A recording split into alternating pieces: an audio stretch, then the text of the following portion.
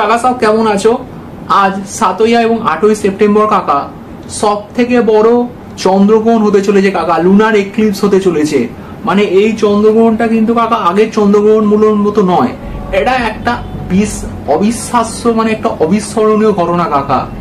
এই চন্দ্রগ্রহণটা কাকা প্রায় 7 বিলিয়ন মানুষ দেখবে, অর্থাৎ অনেক কাল পরে কাকা এরকম একটা চন্দ্রগ্রহণ কাকা আমরা দেখতে পাচ্ছি, যেটা প্রায় 7 বিলিয়ন, মানে পৃথিবীর প্রায় সব জায়গা থেকেই কাকা এই চন্দ্রগ্রহণটা দেখা যাবে।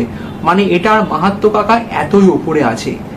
এই লুনার এক্লিপস সম্বন্ধে সেকেন্ড যে অজানা তথ্যটা আমি দেব, এটা কিন্তু কাকা 2022 সালের পর সব থেকে দীর্ঘ সময় ধরে চলা চন্দ্রগ্রহণ। মানে এই চন্দ্রগ্রহণটা প্রায় কাকা 83 মিনিট ধরে টানা কন্টিনিউয়াস চলে যাবে। আর সমগ্র চন্দ্রগ্রহণটা হচ্ছে কাকা 1 ঘন্টা 15 বা 16 মিনিটের এইরকম সময় অবধি থাকছে। অর্থাৎ কাকা এটাই বর্তমানে ইতিহাসে কাকা একটা দীর্ঘতম চন্দ্রগ্রহণগুলোর মধ্যে অন্যতম একটা মারাত্মক চন্দ্রগ্রহণ।